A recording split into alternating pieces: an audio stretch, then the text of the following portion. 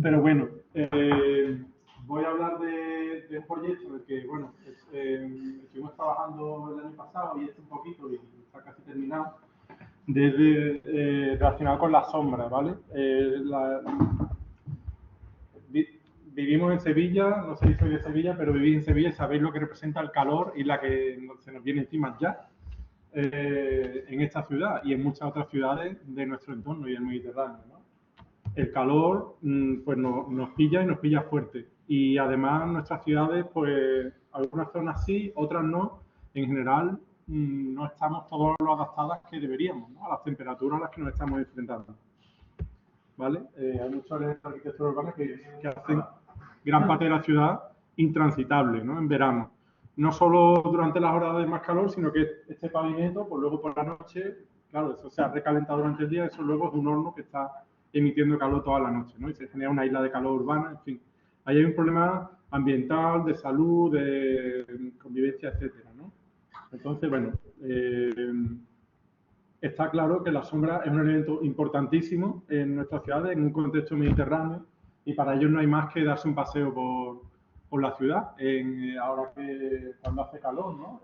Vemos que todo el mundo está buscando la sombra, literalmente. Aquí a la sombra de la catedral, los caballos, los turistas, esto es la Puerta de Jerez, delante, sí, sí.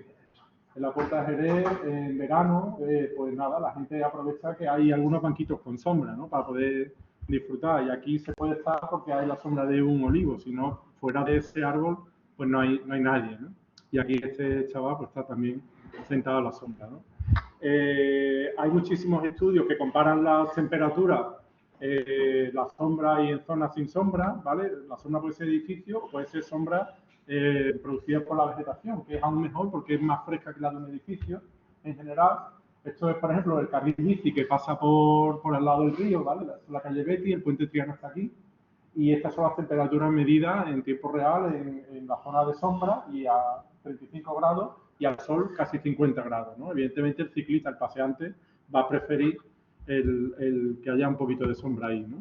Y todos los veranos pues surge este debate de que falta sombra en Sevilla, que si no hay toldo, que si hay toldo, que en fin. Es un recurso escaso y mal planificado. Ahí es donde se nos ocurrió, pues bueno, ver qué podíamos hacer para aportar nuestro granito de arena a este problema, ¿no? Y lo que hemos generado pues, han sido unos mapas de sombra de alta resolución espaciotemporal. Alta resolución espaciotemporal, ¿por qué? Pues porque son mapas que cuantifican la cantidad de sombra o de radiación solar en cada metro cuadrado de la ciudad, ¿vale? Cada metro cuadrado para cualquier hora del año, desde el 1 de enero hasta fin de año, ¿vale?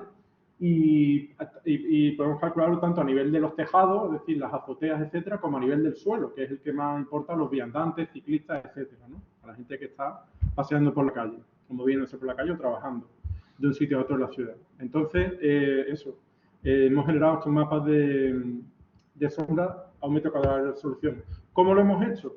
Pues aprovechando datos abiertos de teledetección que existen ya para muchas partes del mundo, incluido España, nuestro país, donde existe un plan nacional de ortofotografía aérea, el NOAA, ¿vale? Coordinado por el Instituto Geográfico Nacional, que hacen vuelos periódicos por todo el territorio, ¿vale? Con un avión equipado con un láser de alta precisión, que lo que hace es que, bueno, emite láser y luego mide los retornos. Cuando ese láser rebota en el árbol o en un edificio, en el suelo, en el pavimento, donde sea, el retorno, pues el avión lo capta también, ¿no? Y según la distancia, pues sabe cuál es la altura de los objetos con los que ha contactado ese rayo láser, ¿no? Y además, aparte de la altura, que mide con muy alta precisión, ¿vale? De centímetros, pues también identifica pues, qué tipo de objeto ha contactado, si es un edificio, si es una vegetación, etcétera, ¿no? Entonces, estos datos están disponibles para todo el territorio nacional y para otras partes del mundo también. Nos hemos descargado todos esos datos que cualquiera puede hacer, luego mostraré un ejemplo. Puede descargarse en internet. No hemos descargado todas las nubes de puntos, porque los datos LIDAR son nubes de puntos de la ciudad de Sevilla, ¿vale? Entonces esto equivale a unos 180 millones de puntos, donde tenemos, esta es la zona de la catedral, ¿vale? La Giralda, donde tenemos pues distintos puntos con su altura, ¿vale? Es lo que tenemos, un relieve de muy alta resolución. Con esa nube de puntos hemos generado mapas de alturas de alta resolución para toda la ciudad, unos 100 millones de píxeles, porque son 100 millones de metros cuadrados, ¿vale?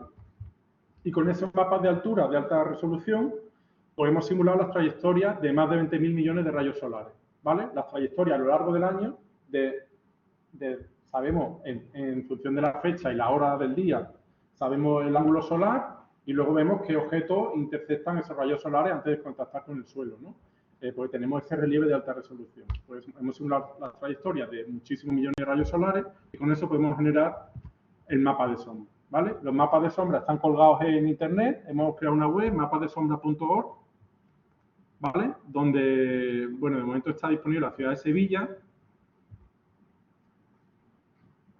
donde hay una aplicación de Shiny, está con R también, y se puede consultar pues, para cualquier punto de la ciudad, ¿vale? Que es un mapa leaflet dinámico, interactivo, se puede consultar para enero y para, como representativo del invierno, y para julio, representativo del verano, pues la sombra o la insolación, tanto a nivel de tejado como a nivel del suelo, ¿vale? Entonces, pues yo qué sé, si nos vamos a... Bueno, luego voy a mostrar un ejemplo, pero esto es para el verano, pues a las 8 de la mañana hay mucha sombra. Esta es la zona de... Esto es la Plaza Nueva, la Plaza de San Francisco, ¿vale? Veis que aquí hay sombritas. Conforme va pasando el día, pues el sol, lógicamente, está más vertical. A mediodía hay muy poca sombra y luego por la tarde, pues el sol ya viene con otra orientación, ¿no? En fin, esto está ahí. Estos mapas están disponibles también para su descarga directa, ¿vale? Por si hay que hacer análisis en un sistema de información geográfica o lo que sea. Son datos públicos. ¿Cómo hemos generado estos mapas de sombra? Pues con un paquete de R que hemos desarrollado que se llama CP Shade Mapper para que cualquiera pueda descargárselo, un paquete de código abierto, descargárselo y hacer mapas de sombra pues para su municipio, barrio, calle, etcétera, para el momento del año que le interese, ¿vale? Como digo, está disponible en internet desde hace unos meses y se puede descargar, ¿vale? Entonces, con este paquete de R pues podemos generar mapas de sombra para cualquier municipio, ¿vale? Porque siempre que tengas datos LIDAR o un mapa de altura de alta resolución, vas a poder generar estas sombras, ¿vale? Y lo vas a poder hacer con 3 líneas de código, básicamente. Luego vamos a ver un ejemplo, pero en resumen, lo que necesitamos son 3 pasos. Primero, necesitamos leer esos datos LIDAR, que son las nubes de puntos, ¿vale? De alta resolución. Con esas nubes de puntos vamos a calcular las alturas. Y con ese mapa de alturas de alta resolución ya simulamos la trayectoria de los rayos solares y fabricamos el mapa de sombra, ¿vale? Para la fecha o la hora que le digamos. Aparte también el paquete incluye una funcionalidad para calcular rutas de sombra, no solo un mapa, sino una ruta de sombra. Una ruta de sombra es una ruta donde no solo cuenta la distancia, sino que cuenta también el tirar por la sombra, el poder caminar por la sombra para no ferirte en verano cuando vas de un sitio a otro, ¿no? Entonces aquí, por ejemplo, tenemos una función, calShadedRoute, donde tú le dices el punto de origen, que es la Plaza Nueva de Sevilla, y el destino, la Puerta Jerez, ¿vale? Plaza Nueva, quiero ir de Plaza Nueva a la Puerta Jerez, aquí. Y esto es en julio a la 1 de la tarde, ¿vale? Y esto te calcula, en unos segundos te da una ruta de sombra, que es una ruta que, como veis, en vez de tirarte por la Avenida de la Constitución, que a esa hora ya tiene el sol encima muy vertical, aunque hay algunos arbolitos ahí, no es suficiente, te tira un poco por aquí, no sé cómo se llama esta calle, pero por el barrio del Arenal, luego te mete por el Postigo y sale a la Casa de la Moneda y ya te lleva al Puerta Jerez, ¿vale? En fin, luego veremos un ejemplo, pero se pueden calcular rutas de sombra, ¿vale? Para cualquier momento del año y del día. Vale, voy a soltar esto. Entonces, pensamos que puede tener varias aplicaciones. La más inmediata, pues eso, es tener un mapa de sombra de alta resolución para hacer análisis de déficit o exceso de sombra, ¿vale? Por ejemplo, en esta zona que esto es por Ramón y Cajal, me parece por ahí, pues zonas donde hay falta de sombra, ¿no? Toda esta avenida, pues aquí en verano está pegando mucho sol. Esta plaza es un sitio inhóspito, totalmente en los días de verano, ¿vale? Entonces, esto se puede hacer, meter un sistema de información geográfica o en R mismo y detectar zonas donde hay un déficit acusado de sombra, ¿no? En los meses de verano. También puedes detectar zonas donde hay un exceso de sombra en invierno, ¿vale? En esta zona, pues a lo mejor no te interesa poner un arbolado de hoja perenne porque ya es una zona muy sombreada en invierno, ¿vale? Entonces, una herramienta que puede ayudar a la planificación urbana, mejorar el diseño de espacios públicos, plazas, parques, incluso ubicación de veladores. Puede ser una herramienta interesante para ayudar a la adaptación de la ciudad al cambio climático. Las temperaturas aquí están subiendo y van a seguir subiendo y la sombra pues ayuda a tener unos microclimas un poco más aptos, ¿no? Podemos planificar rutas de sombra, elección de especies para jardinería, mejora de refrigeración e iluminación de hogares, ¿vale? Teniendo en cuenta la iluminación que van a tener en distintos momentos del año, instalación de placas, ubicación, estudios de ubicación, instalación de placas solares, etc. ¿Vale? Entonces, voy a mostrar rápidamente, en 5 minutos, un ejemplo de cómo se haría, ¿vale? Entonces, lo primero, lo tengo aquí un script que no sé, ¿se ve bien o le doy un poquito más de tamaño? Se ve bien, ¿no? Vale, pues voy a cargar el paquete City Shape Mapper, que ya me tengo instalado, y luego un par de paquetes que me van a ser útiles. El paquete Terra, que es para trabajar con datos raster en R, y el paquete LIDAR, que es para trabajar con datos LIDAR, ¿vale? De las nubes de puntos. Y entonces, lo primero que tendríamos que hacer, claro, sería obtener estos datos LIDAR, ¿vale? ¿Cómo se obtienen datos LIDAR? Si queréis hacer un mapa de vuestro barrio o lo que sea, pues si buscáis NOAA LIDAR o algo así, vais a llegar al centro de descargas del Instituto Geográfico Nacional, ¿vale? Y aquí podéis buscar, pues si buscáis Sevilla, por ejemplo, ¿vale? Aquí tenemos la ciudad de Sevilla y aquí nos viene para descargar ya directamente ficheros LAS, que son estos ficheros con las nubes de punto LIDAR, ¿vale? Eso te lo descarga y es lo que ahora vamos a importar en R. No me lo descargo porque ya tengo uno de ejemplo por si la red no iba muy bien, ¿vale? Entonces, primer paso, pues vamos a leer esta nube de puntos LIDAR, ¿vale? Que nos hemos descargado del Instituto Geográfico Nacional en este caso. Si veis esta nube de puntos, yo me he descargado aquí la nube de puntos del centro, ¿vale? Esto es la nube de puntos LIDAR, se ve pues la catedral, la Giralda, aquí está la Plaza Nueva, esto es la Plaza de Toros, la Puerta Jerez, los jardines del Alcázar, los ficus estos grandes de los jardines de Murillo, ¿vale? En fin, esta es la nube de puntos LIDAR, ¿vale? Que tiene pues las alturas con muy alta resolución. A partir de eso podemos generar mapas de sombra. Vale. En el paquete City Shape Mapper hemos implementado una función que facilita la lectura de estos datos LIDAR, también optimizando un poco el manejo de la memoria, ¿vale? Las nubes de puntos LIDAR pues pueden ser datasets grandes, ¿vale? Entonces vemos que esta nube de puntos que yo he recortado del centro, pues tiene, por ejemplo, 2 millones de puntos, con 2 puntos LIDAR por metro cuadrado, ¿vale? Y cubre un área de aproximadamente 1 kilómetro cuadrado, ¿vale? Pues con esa nube de puntos ahora voy a calcular las alturas, ¿vale? Para ello voy a crear un objeto alturas con esta función, calcular alturas a partir de LIDAR, le doy la nube de puntos LIDAR y se va a poner a calcular un raster con las alturas, un raster de 1 metro cuadrado de resolución por defecto. Eso lo podéis cambiar si queréis, ¿vale? Un argumento de la función.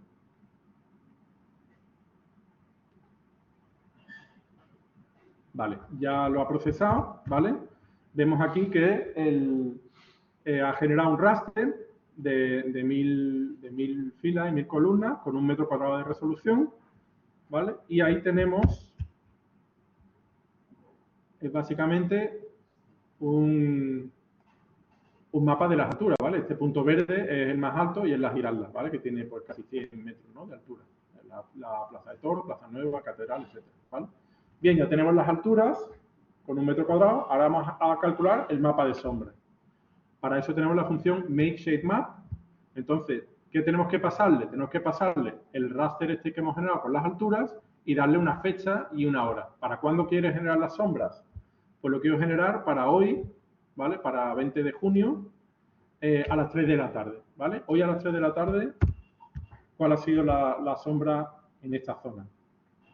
Esto está, Ray Tracing está generando, simulando todas las trayectorias de los solares, ¿vale? Ya tenemos un raster aquí, que es un raster de la sombra en esta zona, ¿vale?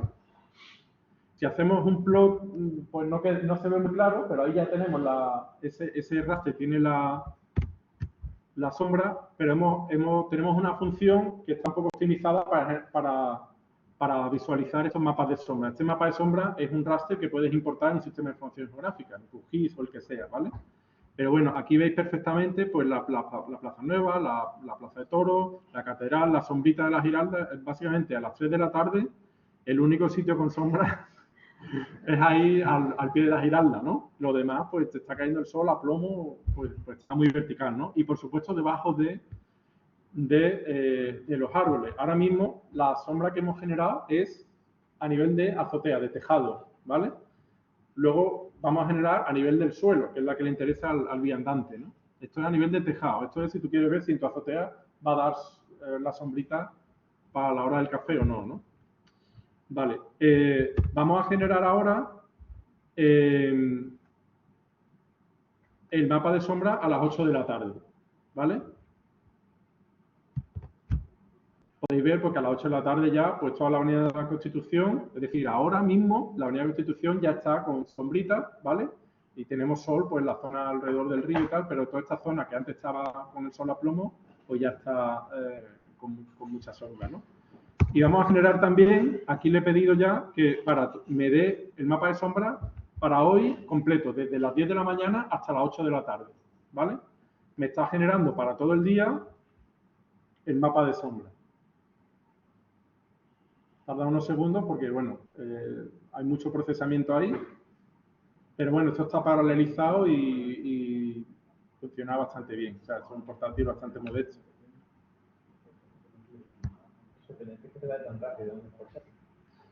Es que está, vamos, que el procesamiento está bastante optimizado. Tú utilizas paquetes, usa Terra, que está bien hecho, usa Rayshader, que está bien hecho. En fin, LIDAR está muy bien hecho también, o sea que ahí el ecosistema de paquetes de R te aporta ya muy buenas herramientas para que tú construyas sobre ella. Para Sevilla, para vosotros habéis hecho el programa de R3.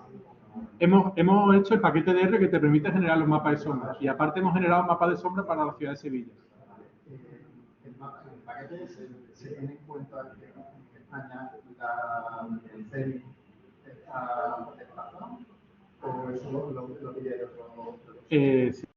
O sea, el mediodía es a las 2, no a la sí, claro, esto es la hora. ¿En la hora solar? En la hora solar, en la hora solar. En la hora solar, sí, sí, eso no lo he dicho, pero en la hora solar. Porque, claro, si lo llevas a otro sitio, te podría. Sí, sí, claro, me parece, creo recordar que le pusimos la hora solar. Eso se puede cambiar, pero vamos, creo que le pusimos la hora solar.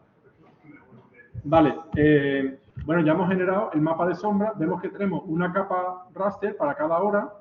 Voy a mostrar una animación, ¿vale? De la sombra a lo largo del día de hoy, la sombra que ha habido en la zona centro, ¿vale? Veis cómo, bueno, el sol va cambiando de este a oeste y para cualquier hora del día, pues podemos ver qué zonas están más o menos sombreadas, ¿no? Vale. Esto es a nivel de tejado. ¿Qué pasa si queremos calcular la sombra a nivel de calle? Porque aquí, por ejemplo, en Plaza Nueva, pues todos estos arbolitos, claro, le está dando sol, pero la persona que está debajo de la copa de esos árboles sí que tiene sombra. Entonces vamos a calcular ahora la sombra bajo estas coberturas, ¿no?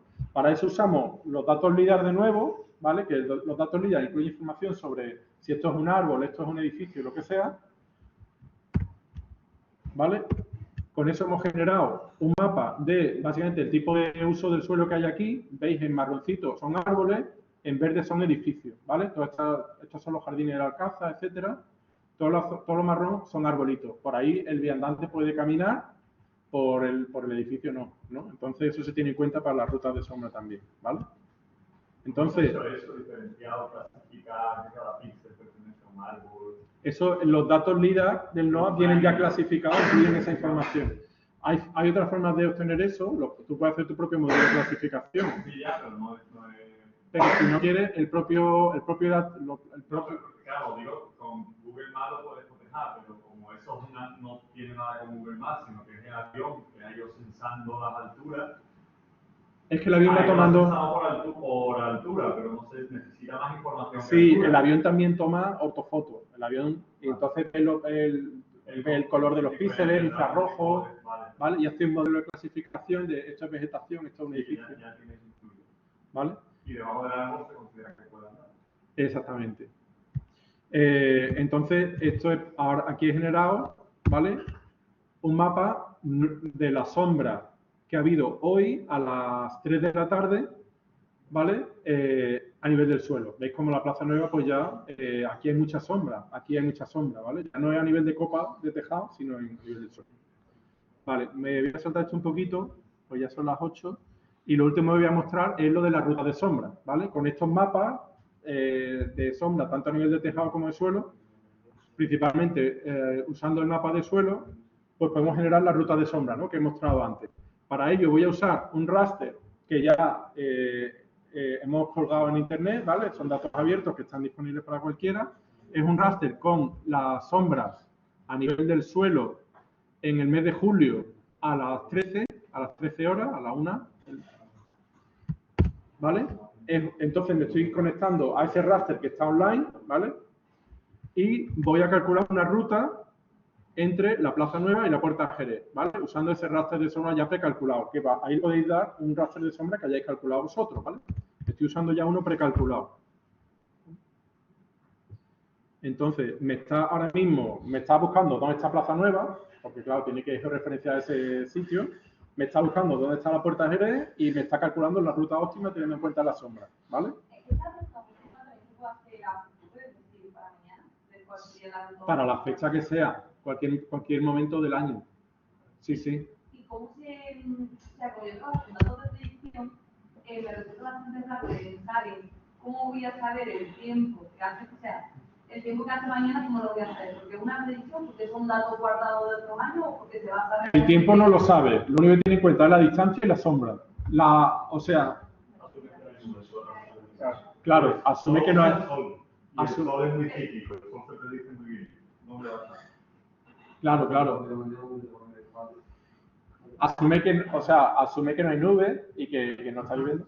Lo único que tiene en cuenta es la sombra, es decir, si hay más o menos vegetación o calles más estrechas con edificios que están dando sombra a la altura de la calle. Pero realmente, si no ha puesto ninguna vegetación nueva, no se ha añadido nada nuevo, sería lo mismo que el año pasado. Exactamente. O sea, si tú vas a pasar por la Avenida Constitución, tú tienes los naranjos ahí, pues tú ya sabes que en la acera de aquí ya tienes los naranjos y a ese lado está dando el sol, ¿vale? Eso se puede afinar más, lógicamente, si tú tienes más información. Pero ahora mismo solo usamos la posición del sol, las alturas, o sea, las sombras que llegan al suelo y el ángulo solar.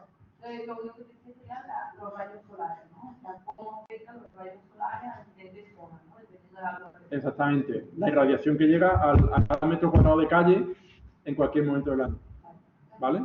Teniendo en cuenta la sombra de edificios, de vegetación. Entonces, esta es la ruta que me da para Plaza Nueva y Puerta Jerez para las 2 de la tarde, ¿vale? También aquí tengo un ejemplo del Salvador, ¿vale? Está haciendo lo mismo, está ubicando El Salvador, la Plaza del Salvador, para ir a Puerta Jerez a las 2 de la tarde y está calculando esa ruta óptima y esta es la ruta que me da, ¿vale? En vez de tirar un poco por, no sé cómo se llama la calle esta, pues te mete un poco por la calle Álvarez Quintero, me parece, y por detrás del Banco de España, ¿vale? En fin. Bueno, es solo para mostrar un ejemplito. Con esto acabo ya, porque queremos escuchar a Alberto. No sé si da tiempo a preguntas o dejamos las preguntas para después. ¿Hay alguna pregunta o...? Tengo una y habéis hecho una integrada. Es decir, porque aquí estás calculando la sombra, pero también puedes calcular la posición del sol. Hay puntos calientes en Sevilla, como han sacado fotos de algunos. sitios donde da siempre el sol y se convierten en baterías térmicas de calor, que es terrible. Eso se puede detectar perfectamente también si supieras el suelo, que bueno, que sería fácil de encontrar y tal, integrando la exposición al sol a lo largo de las horas. Sí, y eso lo habéis hecho. Eso lo tenemos hecho, sí. Vamos, no están subidos los mapas, pero no está publicado. Eso ahora mismo lo estamos elaborando, ¿vale? La idea es analizar, detectar esas zonas donde está pegando el sol todo el verano, las horas centrales, y se está recalentando. No estamos metiendo de momento el pavimento, pero sí que es verdad que se podría tener en cuenta también. Pero la idea es eso, detectar zonas donde hay un déficit claro de sombra y también zonas donde hay un exceso en invierno, pero principalmente déficit en verano. Un poco a colación de eso. Supongo que ustedes en análisis ya salían en programas físicos, pero también se pueden cruzar con datos de fototérmica. ¿Los datos de sombra y fototérmica? No? ¿Fototérmica te refieres a una cámara infrarroja o algo así? Por supuesto, sí. Nosotros lo que tenemos es un termómetro instantáneo. No, claro, pero me refiero a fotografía de térmica que sí, todas esas ideas están ahí y esto lo hice con Jesús, que ha empezado una tesis doctoral en otro tema y entonces pues se ha quedado un poco parado. Pero vamos, que todas esas ideas están ahí y yo creo que tiene potencial para hacer un análisis. A ver si el curso que viene podemos meterle mano e intentar terminar algún análisis a nivel de toda la ciudad. Incluso sé que hay gente de otros municipios que lo está utilizando para hacer un poco de diseño de eso, de detectar zonas donde tiene que poner sombra, ya sea árboles o toldos o lo que sea. Vale, pues yo creo que ¿hablamos después? A Paco la charla. Claro, a Paco la charla y si queréis después, como seguimos después de esto, recordamos que después de esto vamos a tomar una cerveza, podéis preguntarle todas las preguntas que queráis y todo, así.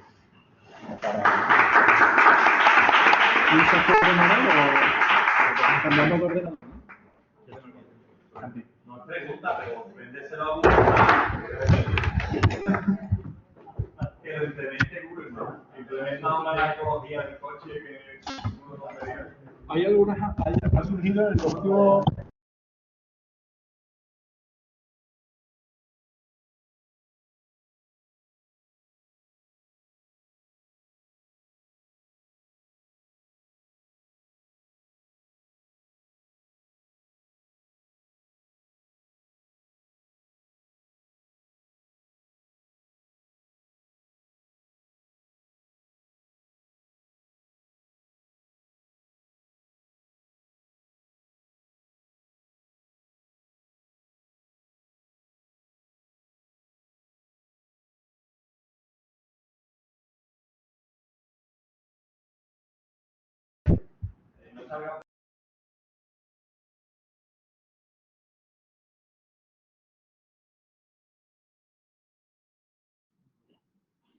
Vale, yo creo que ahora se me escucha a mí o se me debería de escuchar a mí.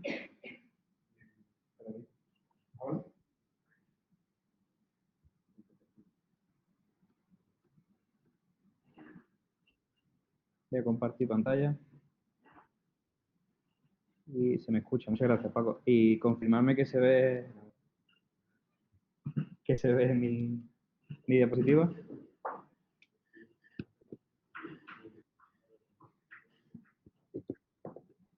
¿Se ve la diapositiva? Perfecto. Bueno, pues eso de que habíamos venido a ver a Alberto no era cierto. Todos sabemos que venimos a ver cómo se hacen mapas de sombra, pero decidimos hacer este curso de esta forma porque Paco nos ha enseñado una forma de aplicar o de estudiar algoritmos de rutas mínimas, maximizando, etcétera.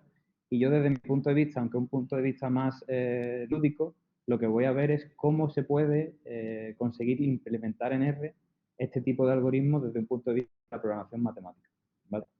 Entonces, bueno, todo el mundo que me conoce sabe que me gusta introducir mis charlas con una segunda diapositiva en la que siempre dedico o doy algún tipo de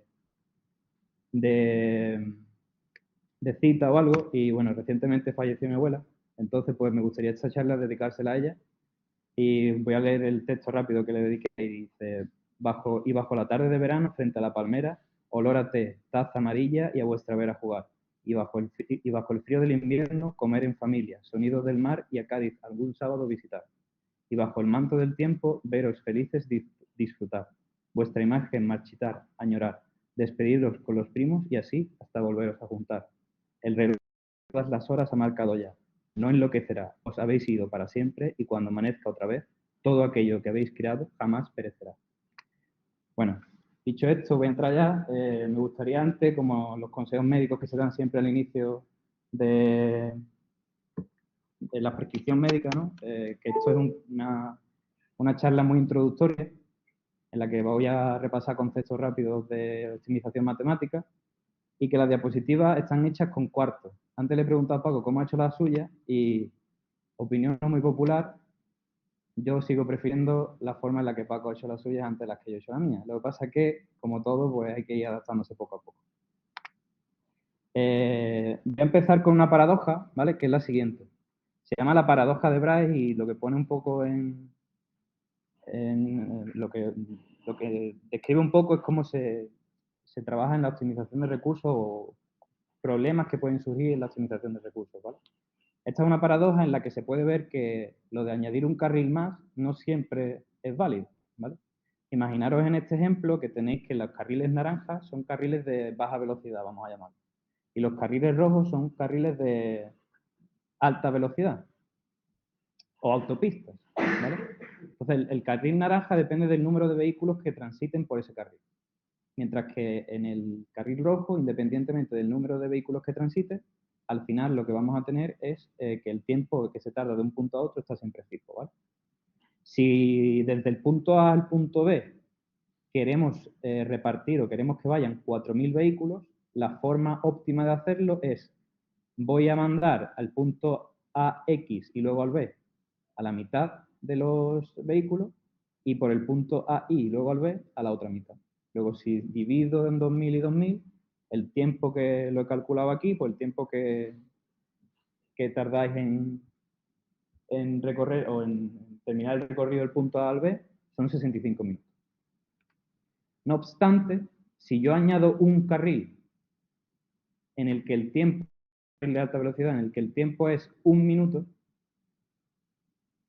todos pensaríamos que el sistema mejoraría su funcionamiento. Sin embargo, aquí ahora, para ir desde el punto A al punto I, 4.000 vehículos tienen dos opciones. Uno sería coger la autopista roja de 45 minutos, u otro 4.000 entre 100, serían 40, más 1, 41. ¿Qué camino van a querer todos los vehículos tomar? El punto A, X y luego al Y. Luego no se va a repartir los vehículos en un lado al otro. ¿Y qué es lo que va a pasar? Que la ruta, el sistema que se tarda, el tiempo total que se tarda en recorrer este sistema son 81 minutos. Luego, eso de que un carril más y solucionamos el problema, no es cierto. ¿Vale? Yo me dedico en el Instituto de Matemática a trabajar en investigación operativa, ¿vale? Voy a ir rápido, voy a pasar esto rápido. La investigación operativa es una rama en la que se vale de modelos, de algoritmos, de análisis estadístico para tomar decisiones óptimas. Aquí tenéis quién es el padre de la estadística, que es George Thomson, que esto surge, bueno, pues en la Segunda Guerra Mundial para tomar decisiones en logística y en horarios de adiestramiento. Aquí tenéis todas las ramas y algunos problemas que se abordan en la investigación operativa.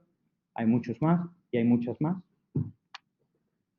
Formo parte del grupo de investigación de métodos y modelos de estadística en la investigación operativa, ¿vale? Trabajamos ahí en el Instituto de Matemáticas. Estas son todas las líneas de investigación, tanto localización como conexión en redes. Y por relacionar un poco con la charla de Paco, pues nosotros también trabajamos en ruta ahí en el equipo de investigación. Así que esa era mi pregunta que te iba a hacer luego, que cómo se habéis calculado la ruta mínima. Y bueno, para entrar ya en temática, voy a hacerlo a través de un ejemplo, ¿vale? El ejemplo que voy a tratar, el primer ejemplo, voy a tratar 3 ejemplos, es el siguiente de la planificación del trabajo, ¿vale?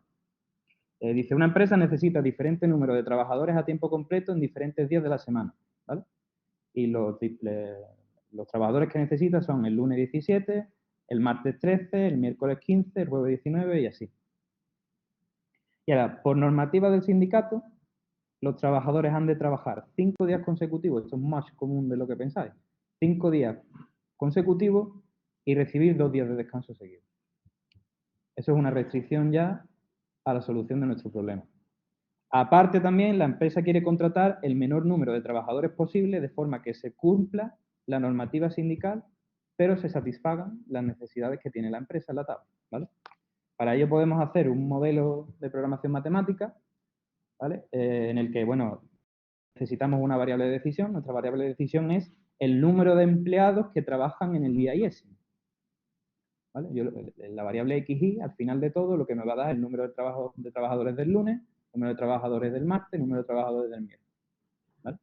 Y así, siguiendo este razonamiento de que el número total de empleados va a ser igual a la suma de los empleados de cada día, pues construyo un problema de programación matemática en el que la función objetivo es, quiero que me dé el número mínimo, quiero minimizar el número de trabajadores, luego al final es la suma de las variables, como tenéis ahí en la primera línea, y las restricciones pues son un poco siguiendo las de la tabla.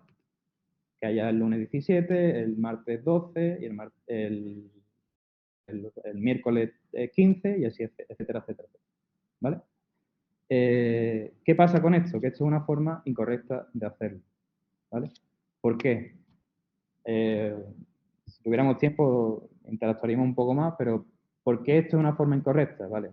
En la función objetivo, nosotros estamos teniendo en cuenta a los empleados más de una vez. Un empleado que empieza a trabajar el lunes va a trabajar también el martes, el miércoles, el jueves, viernes. Y además, las restricciones no están capturando la relación entre las variables. Recordamos que un trabajador tiene que trabajar 5 días seguidos, ¿vale? Así que realmente el problema de programación matemática es el siguiente, ¿no? Tenemos que cambiar un poco, tenemos que dar el número de empleados que empiezan a trabajar en el día y, y ahora sí, el número total de empleados será el número total que empieza el lunes, más el número total que empieza el martes, etcétera, etcétera. Con esto un poco un ejemplo para que veáis que la programación matemática es útil, pero que hay que tener mucho cuidado en el paso previo, que es el modelado. Ahora vamos a ver el paso posterior, que es la resolución, ¿vale? Resolviendo por el algoritmo del simplex, que se conoce este problema lineal, la solución que tenemos ahí es esta de aquí. Pero esa solución implica que el lunes tienen que empezar 4 tercios de trabajadores. Yo no conozco a nadie que se haya podido partir para trabajar un lunes. Entonces, por eso tenemos que recurrir a algoritmos o a formas de hacerlo con la programación entera, ¿vale? La programación matemática, lo que os he enseñado básicamente, es simplemente optimizar o lo que se busca con la programación matemática es optimizar una función f, que va desde un conjunto S de soluciones factibles a un espacio, a R o Rn, dependiendo del tipo de programación de problema que estemos teniendo en cuenta, en el que queremos o bien minimizar o bien maximizar una función objetiva, ¿vale? La programación lineal, en la programación lineal, la función va a ser una función lineal. ¿Qué es una función lineal? Yo tengo un vector de valores y tengo unos coeficientes C sub 1, C sub 2, C sub n. Pues la función objetivo es una función que lo que hace es la combinación entre los coeficientes y esos valores, ¿vale? Y con esto, pues podemos tener una forma matricial de expresar nuestro problema de programación matemática, que es tengo unos coeficientes, unos costes, multiplicados por mi variable de decisión. Y luego en las restricciones lo que tengo es una matriz que me da pues las restricciones que hemos visto antes, ¿no? Por ejemplo, que el lunes no se podían trabajar 5, el martes otros 5 y así, ¿vale? Cuando nosotros resolvemos esto, en el problema continuo lo que tenemos es una región factible. Mientras que cuando estamos con la programación entera, lo que tenemos son puntos, ¿vale? Una solución, ¿qué es? Una solución es un punto dentro de esa región factible que minimiza o maximiza la función objetiva. ¿Vale? Ahí tenéis que no solo tenemos programación lineal o programación entera, sino tenemos programación entera, entero-mixta, incluso cuadrática, si las funciones que yo tengo son funciones cuadráticas. Y ya la relación de esto con R, o cómo podemos implementar esto en R, los software matemáticos que se utilizan para la resolución de los problemas de programación matemática se llaman solvers, ¿vale? Hay solvers que son programas independientes o hay solvers que se utilizan como librerías integradas en otros códigos. Se puede hacer una API a esos códigos y tener el solver o una interfaz hacia ese solver, ¿vale? Aquí os he puesto algunos, ¿vale? Hay software de open source, hay software que son de licencia privada o hay software que, aunque sean privados, tienen licencia académica u otro tipo de licencia que son públicas, ¿vale? Lo que hay detrás de estos solvers se llama un algoritmo branch and bound, ¿vale? Branch and bound es simplemente un divide y vencerá. Es decir, yo tengo la función objetivo, tengo, aquí lo tenéis, que este es el problema que yo tengo, ¿vale? Y yo lo que voy a hacer es el espacio mi espacio de variables, separarlo como la unión de distintos conjuntos de variables. Y por este teorema, esta proposición que tenéis aquí indicada, pues esto me dice que yo puedo dividir estos conjuntos, calcular el máximo o el mínimo dentro de estos subconjuntos, y luego cuando optimizo, lo que estoy haciendo al calcular el máximo de estos es tener el mínimo global del problema. Dos formas de escribir estos tipos de modelos. La primera es la forma matricial. Yo, para tener la forma matricial, necesito una matriz, ¿vale? La matriz todos sabemos que es una caja de doble entrada, o con filas y columnas, ¿vale? Necesito eso. Mientras que de la segunda forma, yo puedo escribir de forma algebraica mi restricción, ¿vale? El primer paquete del que tenemos que hacer uso para implementar problemas de programación matemática en R se llama la librería Roy, ¿vale? Aquí tenéis el enlace. Y esto es una infraestructura que lo que está haciendo realmente es conectar con diversos solvers. Muchos de los que hemos visto ahora y más, ¿vale? Ahí tenéis la lista de todos los solvers, en principio, de los que se pueden hacer uso. El constructor, la función que vamos a utilizar es OPE, ¿vale? Como sé que muchos de los que me estáis escuchando aquí, tanto aquí como en casa, utilizáis el software de Gurobi, ¿vale? Gurobi es un software de licencia privada que tiene licencia académica gratuita. La instalación de Gurobi no es directa, ¿vale? Necesita primero que nos descarguemos el paquete de R de Gurobi y después que a través de vía GitHub nos descarguemos el paquete o el plugin que lo que hace es conectar con esto. ¿Y cómo funciona o cómo se escriben las líneas estos problemas con R? Bueno, imaginaros que lo que queremos hacer es un problema de programación lineal, un LP, que es el siguiente: minimizar la variable x1 más la x2, ¿vale? Y tenemos una restricción de igualdad, una de desigualdad y unas cotas en los valores, en la variable de decisión, ¿vale? Pues para escribirlo esto, lo que tengo que hacer es uso de la función primero del comando lObjective para el objetivo, y ahí, como tengo una función lineal, voy construyéndolo con un producto cartesiano, un producto vectorial, un producto componente a componente. El 1 es la que acompaña, el coeficiente que acompaña a la variable de decisión 1 es el 1 y a la que acompaña 2 es también 1, ¿vale? Para las restricciones lo hago de forma similar, pero tengo que meterle una matriz. ¿La matriz cuál es? Es 3, 4, la primera fila, y la segunda fila es 2, 1. Luego aquí necesito la forma matricial sí o sí. No me puedo librar de la forma matricial con el paquete Roy. Si tengo un problema en el que las variables están muy bien definidas y mi forma matricial es directa, no me hace falta recurrir al siguiente que veremos. Pero eso no suele ser siempre así. Para las cotas, pues se lo indicamos con la función vbound, ¿vale? Y ahora, una vez que hemos definido el LP o el problema con nuestro operador OP, lo que hacemos es, primero, preguntamos, que esto es una funcionalidad del paquete bastante buena, ¿Cuáles son los solvers que me dejan resolver este tipo de problemas? Porque para programación cuadrática no todos los solvers sirven, para programación lineal no todos los solvers sirven. Entonces, dependiendo del problema que tengamos, lo identifica y te dice, bueno, pues tienes que usar de todos los posibles estos 3 o estos 4 o los que sean. Y una vez que ya los tenemos, simplemente con la función ROI-SOLVE y el operador nos da la solución. La solución de este problema que tenemos aquí, pues es la función objetivo 2,4 y los dos valores son 0,6 y 1,8. ¿Vale? Esto es, en el caso de que necesitemos hacerlo para valores enteros, ¿cómo se lo indico? Aquí hay una función que son types y yo le voy indicando dentro de mis variables objetivos, por ejemplo, la 1 y la 3 son enteras y la 2 no lo es. ¿Vale? Lo mismo, luego llamo a la función ROI-SOLVE y me da el valor objetivo. También tengo la posibilidad de hacerlo si sé la estructura de mi problema para restricciones cuadráticas o restricciones funcionales. Pero necesito, sí o sí, forma matricial de alguna forma. ¿Vale? Aquí tenéis que la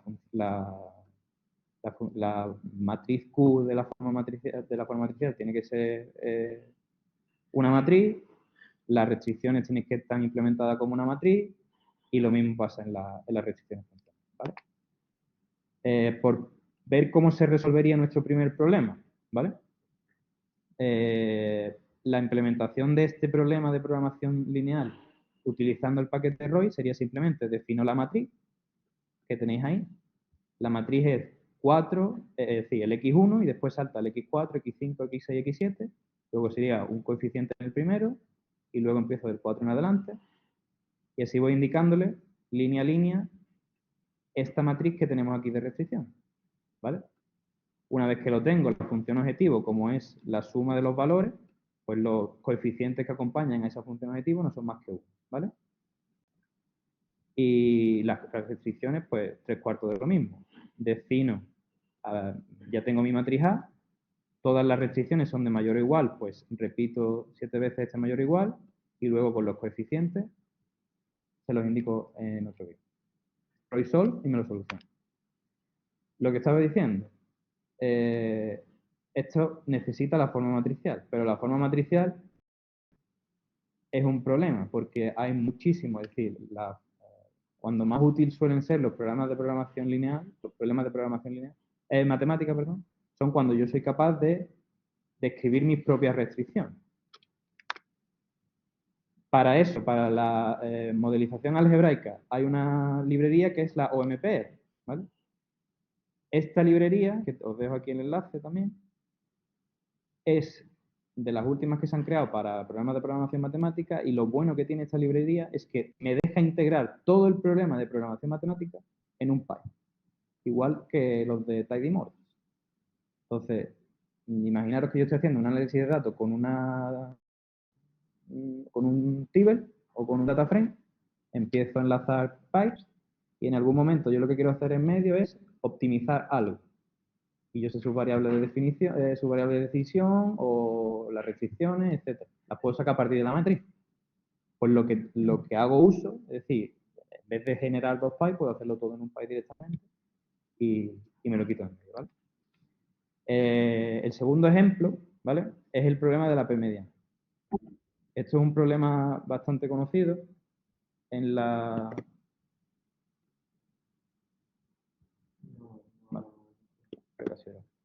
En la investigación operativa, ¿vale? En el que si me dan una serie de puntos, yo lo que intento encontrar son p puntos, en este caso que tenéis aquí son 3, p igual a 3, de forma que se minimicen las distancias de los clientes a esas instalaciones. ¿Qué uso tiene esto en la vida real? Tengo una serie de personas que tienen que ir a hospitales. Tengo una serie de sucursales y tengo que elegir 2 principales en las que guardar o utilizar de almacén. Las aplicaciones de las problemas de p-mediana son bien conocidas y en la logística, en transporte, son diversas, ¿vale? Entonces, mi problema a la hora de modelar este problema es que, vale, yo tengo una función objetivo arriba que es lineal, eso no hay problema. Pero luego yo tengo que ir definiendo estas restricciones que son bastante raras, a priori. Entonces yo no sé la forma matricial de este problema. ¿Cuál es? ¿Vale? Para eso está este paquete, que si lo veis aquí, le indico cuál es el número de nodos. En el caso anterior le digo que tengo n nodos y que quiero instalar 3 instalaciones o 3 servidores, ¿vale? Una vez que lo tengo, lo que voy haciendo es llamo a una función mipModel, le añado una variable x y j, que es esta variable que tenéis aquí de decisión, si el cliente i se a la instalación j, es decir, aquí la variable 1, 3 se activaría, ¿vale? Una vez que tengo estos medios, la función objetivo es simplemente la suma de los pesos por las variables, es directo.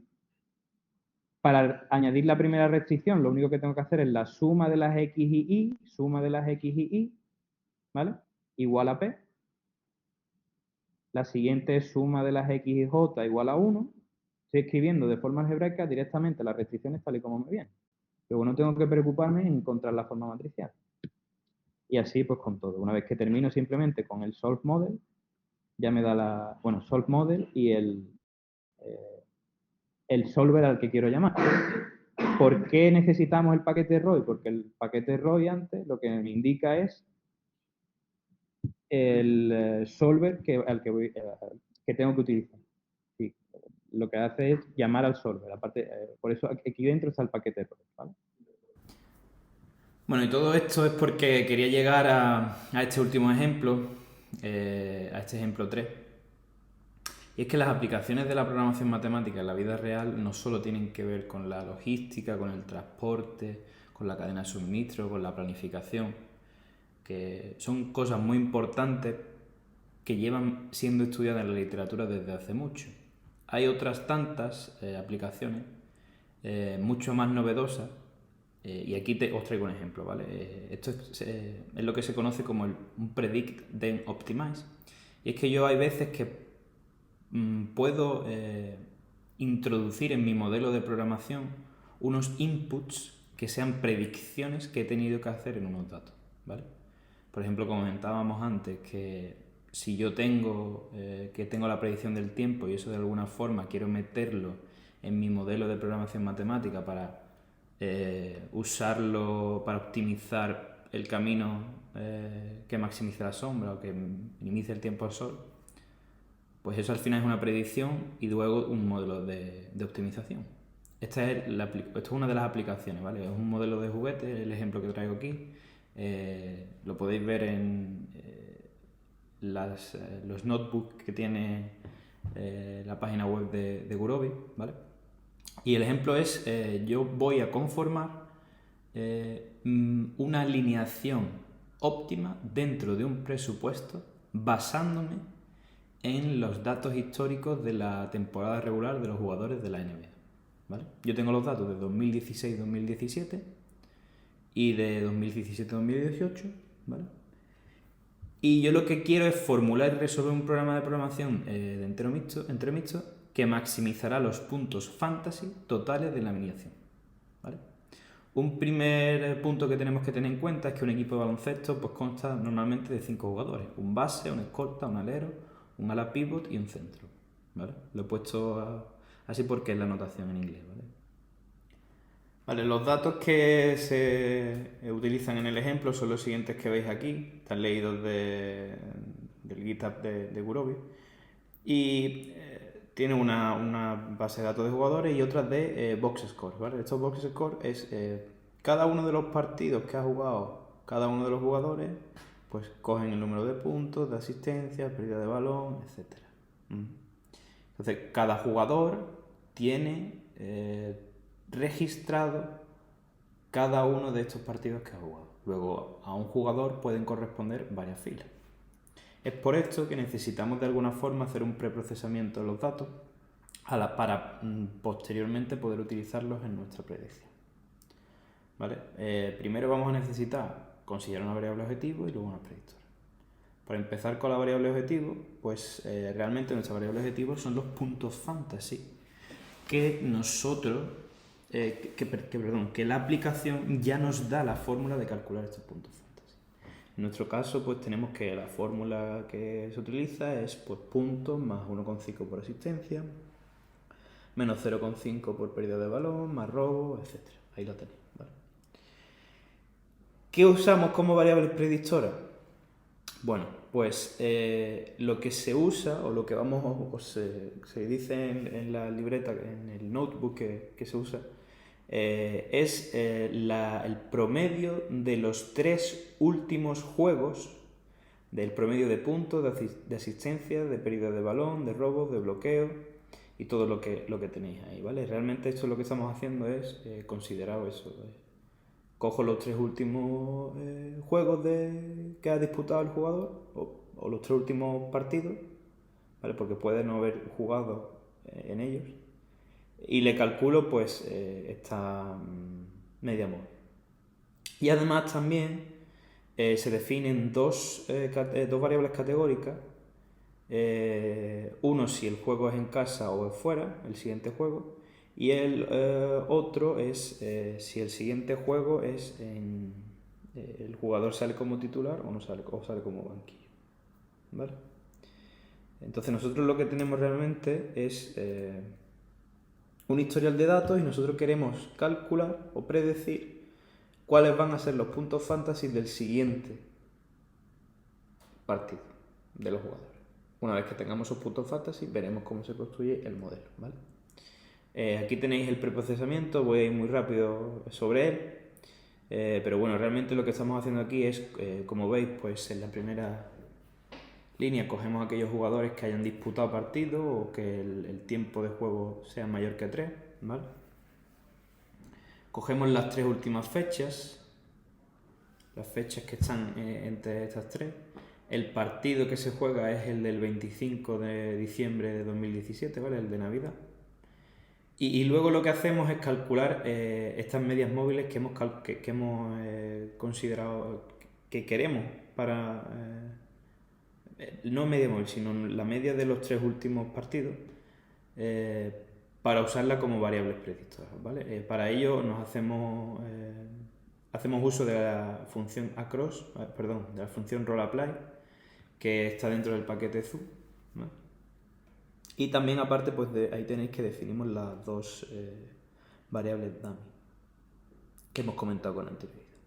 Luego al final pasamos de una base de datos en la que un jugador puede estar en más de una fila repetido, a una base de datos en la que cada fila se corresponde con un jugador.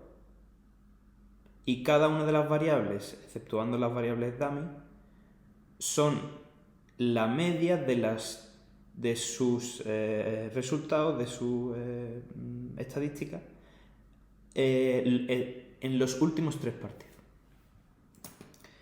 Una vez que ya tenemos estos datos, ahora vamos a utilizar la librería TidyModels para crear un modelo de predicción y predecir los puntos del siguiente que va a tener en el siguiente partido, ¿vale? Las libretas hacen un análisis más determinado de este modelo de predicción, ¿vale? Yo realmente, como este no era el objetivo de la charla, pues lo que he hecho es un modelo Random Forest ayudándome de la librería TidyModels, ¿vale? Como podéis ver aquí, he separado mi conjunto en datos de entrenamiento, test, y luego pues con ayuda del workflow de la librería TidyModels, pues he llamado al Random Forest para un tipo de regresión y en el que la variable objetivo es los puntos fantasy. Una vez que lo tengo, hago la predicción sobre todos los datos y la añado a mi data frame, ¿vale? Una vez que termino ya haciendo la unión con la otra tabla de jugadores, ¿vale? Para saber cuánto es el salario de cada uno de estos jugadores, pues obtengo una tabla final que tiene esta forma de aquí. En ella podéis ver pues, que el jugador, la he ordenado de mayor a menor, el jugador que más puntos fantasy nuestro modelo predice que va a tener es Russell Westbrook, Le siguen Kevin Durant, Kyle Kuzma, Paul George, etc. ¿Vale? Si yo quisiera hacer la mejor alineación posible, pues con mi predicción realmente cojo para cada una de las posiciones los jugadores que mayor predicción tienen y listo. Pero ¿qué ocurre? Que esto no lo puedo hacer así porque yo tengo un límite presupuestario dentro de la aplicación. Yo no tengo dinero infinito para poder coger a todos los jugadores que quiera. Entonces, de ahí que aunque esto siga siendo un modelo de juguete, un ejemplo de juguete, pues voy ahora una vez que tengo los puntos fantasy, la predicción de los puntos fantasy, voy a crear un modelo de programación matemática que me diga cuál es la alineación óptima. ¿Vale? Para ello tengo unos parámetros de entrada que son los puntos fantasy del jugador, que ya he hecho la predicción, el salario del jugador y nuestro salario total disponible, nuestro presupuesto. Una vez que tengo estos inputs, mi modelo de decisión necesita primero una variable de decisión que es una I sub i, que va a ser 1 si el jugador lo voy a incorporar en mi alineación o 0 en el caso contrario. ¿Vale? Jugador i para la alineación. La función objetivo, por lo tanto, va a ser maximizar la suma de los puntos fantasy de aquellos jugadores que se seleccionan. Al final i va a ser 5 por nuestras restricciones. ¿Cuáles son nuestras restricciones? Pues necesitamos garantizar que cada posición P tenga exactamente un jugador asignado. Luego que los i pertenecientes a la posición P sea igual a 1. La suma de todos los i sea igual a 1. Y luego tenemos nuestra restricción del presupuesto, que es que la suma de los salarios de esos jugadores seleccionados no puede ser mayor que nuestro presupuesto total disponible. Y aquí está cómo se escribiría el modelo haciendo uso de la librería OMPR y la llamada a través de Robbie, ¿vale? Entonces imaginemos que tenemos un presupuesto de 31.000 monedas, ¿vale? Pues yo ahora lo que tengo es, necesito los subconjuntos, es decir, necesito ver cuáles son los índices que se corresponden a cada una de las posiciones, por eso utilizo la función which para cada una de las posiciones, y luego construyo mi modelo. Mi modelo no es complejo, ya lo hemos visto con anterioridad, pues llamo a la función misModel y ahí le meto las variables de decisión i, que son binarias. Luego tengo una función objetivo que es la suma de los puntos fantasy de cada jugador por la variable de decisión. Y tengo un conjunto de 5 restricciones que es para cada una de las posiciones. Tengo que seleccionar al menos uno. Y nuestra restricción de presupuesto, que es esta última que veis aquí. ¿Vale? Llamo a la función sourceModel y al solver utilizando Roy. Y le digo que me dé la solución. Y la solución que podéis aquí, es decir, la alineación óptima para el siguiente partido dentro del presupuesto del que yo dispongo, pues es esos 5 jugadores que veis ahí, que son Russell Westbrook, Jordan Bell, Steve Adams, Carmelo Anthony y Andre Robertson. ¿Vale? Como conclusión, los problemas de programación entero mixta son problemas NP duros, ¿vale? El principal problema de estos modelos es que no son escalables, es decir, que cuantas más nodos, cuantos más puntos, cuantos más agentes quiera incorporar en mi problema se van haciendo más complicados. Y es por ello que necesito de otras técnicas para poder poner en funcionamiento mis modelos o escalar mis modelos. ¿Cómo se puede hacer la mejora de esto? Pues dentro de los solvers que yo he considerado aquí, que comenté que tienen dentro este algoritmo de ramificación, hacemos uso de callbacks que nos permitan controlar cómo para nuestro problema se va haciendo este árbol de ramificación, ¿vale? Es decir, si necesito llegar a cierta profundidad, si paro en ciertos puntos, dónde parar, qué podar, etc. Y estos callbacks no están disponibles todavía en los paquetes de R. Luego, por eso realmente, aunque R es una herramienta muy útil y que puede hacer uso de esta programación matemática, realmente todavía no está optimizada para ello, ¿vale? No es todavía lo más eficiente. Por último, pues bueno, mencionaros que como ya sabéis, pues somos el grupo local de Sevilla R. Aquí tenéis una foto con todos los organizadores. Paco, que ya habéis tenido la charla antes con él, y Rosana y Jerónimo. Y bueno, de comentaros que si en algún momento queréis dar una charla, simplemente queréis uniros a nuestras redes sociales para interactuar con nosotros, o incluso tenéis algún tipo de cuestión, pregunta que transmitiros, pues podéis hacerlo a través de nuestro grupo de Telegram, que tenéis ahí el enlace en la web, o preguntarnos directamente en nuestro Twitter. Muchas gracias por todo y esperamos seguir viéndolo.